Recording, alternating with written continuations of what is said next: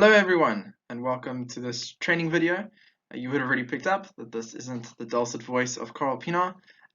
Instead, I'm afraid you have to listen to me, Tim Goertzen. I'm one of the interns at St. Peter's. As we begin today, it's worth just grounding ourselves in where we are in our King Jesus series in Matthew's Gospel. Well, we've just finished with study 13 last week, and we're now going to move on to study 14, which is the first part of Matthew chapter 7, verse 1 to 12. Be alerted that we've changed up the schedule again a little bit as we continue to try and adjust to COVID-19 and trying to work out where we're going and how we're going to do that. And so what we've done is we've split study 14 over here into two parts. The first part is going to cover verses 1 to 6 of chapter 7 and then verses 7 and 12. As a result, this training video is going to be on verses 1 to 12, and so there won't be a training video next week. After that, we will move into study 15, which will also come in two parts, as we've already discussed. There will be only one training video for that. And then we will move into a COVID-19 version of Winter Life, and then we will be moving into a series in a book in the Old Testament, taking a break from our King Jesus series for a bit. Well, let's remind ourselves where we are. We are in the Sermon on the Mount, coming to the end of it now. And there are a couple of themes which we've already seen, which are going to be important to remember as we go into this section of Matthew's Gospel. The first is this idea of our actions being indicators of what's going on in our heart. We've seen that in the last couple of passages in giving, praying, fasting, possession. These have all been indicators about what's going on in our heart. And now we're going to look at the ideas of judging and discernment. And they're going to show us what we really believe and where we put our trust. The second idea is this relationship between how we treat others and how we are treated. So we've seen this since the Beatitudes, where Jesus says, "Blessed are the merciful, for they will be shown mercy." We've seen it in the Lord's Prayer, where we are to forgive as we have been forgiven. And that's going to come up again in today's passage. Finally, we should remember that our lives as citizens of the kingdom are supposed to be reflections of our Father. And so we've seen that in chapter 5, verse 48, where Jesus says, "Be perfect as your Father is perfect." This, of course, ties into the much bigger theme in the Bible of the image of God. And Carl has written a very helpful article on that called "Be Perfect," which you can find on page 41 of the Leader's Guide. It's also in the group guide. I'm not sure which page it's on, but it's linked to this study. Let's have a look in brief at the section and the structure. At first glance, it can be quite easy to see this as four separate nuggets, but they are linked. And so we've got this first section on judge not. We move into this idea of not giving to dogs and pigs pearls and what is holy, which is pretty weird, but we'll get into that in a moment. We've then got this idea of petition and asking God in verses 7 to verses 11, finally ending it in verse 12 with the famous golden rule. Well, this section, verses 7 to 6, is about others and our hearts. We've seen the way that we interact with God has revealed what's going on in our hearts. Similarly, in verses 1 to 6, we're going to see the way that we treat and interact with others also indicates what's going on in our hearts and our own understanding of what it means to live as a citizen of the kingdom. And so this, of course, links to what we've been doing before. Well, verse 7 changes tack slightly, and we start thinking, well, how on earth are we going to live out this life that Jesus has been talking about? Who are we going to turn to help us? And we're going to see the relationship that God has in us living our kingdom lives. That's a terrible underline there. Sorry about that. Finally, verse 12, we're going to see the principle which is going to guide us as we go out into the world and live this kind. Let's have a look at verses 1 to 5. Well, Jesus' imperative here is to not judge, that you be not judge. And so we see that relationship again between our actions and what is done to us. It's worth having in mind what it means to judge. So if you just Google it, the dictionary that Google provides says that to judge, the verb is to form an opinion or pronounce a verdict. And so our instruction is, well, don't form an opinion or pronounce a verdict on others, for your judgment is how you will be judged, and the measure that you use will be measured to you. Well, why does Jesus give this instruction?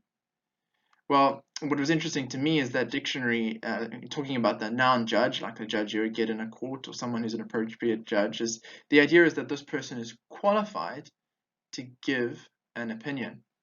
And Jesus says the precise problem and the reason why you shouldn't give an opinion is because you're not qualified. You see a speck, but what you don't notice is that there is a log in your own eye. You hypocrite. You are completely unqualified to make a judgment call like this because you've got exactly the same problem. Take the log out your own eye, then you will see clearly and be qualified to judge. And so this is our problem. Jesus says, we aren't qualified. Now, does this mean that we should never rebuke or correct people? Well, if we look at all of Scripture, we see that there are a number of passages which instruct us to love other Christians by correcting them when they go wrong. So that can't be the case. What is Jesus saying? I thought one commentator put it well when they said, the citizens of the kingdom of heaven are those who reach for the merciful measuring stick, because they realize that they are not qualified to judge. And in fact, the one that is infinitely qualified to judge, their Father in heaven, is the one who has shown them mercy. And so instead of judging others, what they're going to do is they're going to be like their Father, and they're going to reach for the merciful measuring stick, because that is the measuring stick that's been used to measure them. Let's have a look at verse 6. This is quite a difficult verse. Hopefully Carl's going to shed some light on it on Sunday. He has given me the job of doing a midweek reflection this coming Wednesday on it. And I'm going to try and get into some real detail about this verse and how it works and how to tackle tricky verses like this in the Bible. In the meanwhile, it's worth noticing a couple of things, which is that there's two pictures here which are making the same points. And so we've got don't give to dogs what is holy, and don't give to pigs your pearls.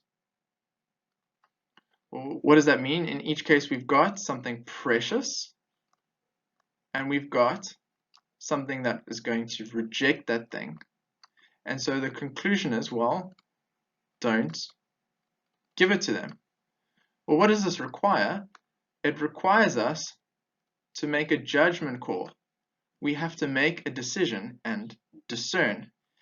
And so after 5 verses in which Jesus says, don't judge, in verse 6 he says, actually, also you need to make a judgment call and you need to make discerning decisions about things like this. We're going to get into a bit more detail in the midweek reflection of what he means here. But it's worth seeing that this balances out verse 1 to 5. So we've got 1 to 5, don't judge, balancing with verse 6, be discerning, don't be naive. It is worth noticing the weight which Jesus allocates each of these things. 5 verses on don't judge and 1 verse on discern, which is perhaps an indication of which way our hearts are likely to walk. Let's have a look at verses 7 to verses 11. Well, at this point in the Sermon on the Mount, we might be thinking, how on earth are we going to live this kind of a life? Well, Jesus says the how is ask, seek, knock. We're going to have to turn to our Father for help, not ourselves.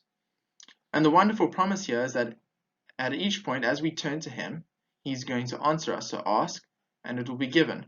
Seek, find, knock, it'll be opened. Verse 8 repeats it. Everyone who asks receives. The one who seeks finds. The one who knocks, well, it will be opened. So we've got this wonderful promise that as we turn to God for help, He will help us. Well, how can Jesus be sure?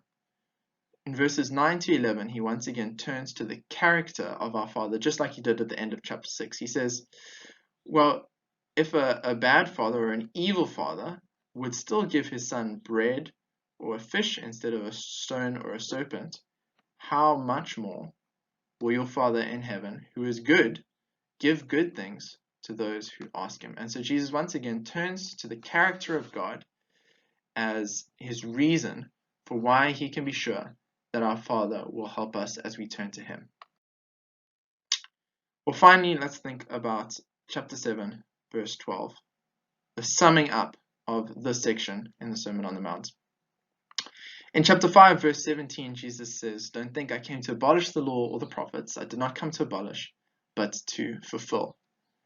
And this idea is what he picks up and starts working through in the next sections. He thinks about how this applies to murder. What is the fulfillment of the law and prophets with adultery, truth, enemies, giving, prayer, fasting, possession, anxiety, judging? Each of these a practical application of the fulfillment of the law. But of course, Jesus can't cover every scenario. So what about those situations which aren't covered here?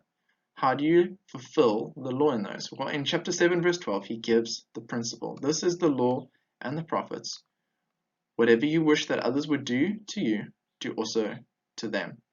This is the golden rule. It's the principle and the tool that we can take and apply to our lives as we think about scenarios that aren't included here, and about how we're going to live that kingdom life. And so it's definitely something that we should work through and think through as we go through the sermon, midweek reflection, and fellowship groups. What are the areas in our lives which Jesus hasn't covered, but where we can use this tool given in chapter 7, verse 12, to think about how to live kingdom lives? It's also interesting to note that this idea of don't do things to others that you wouldn't want done to you was not new in Jesus' time. In fact, various rabbis taught it.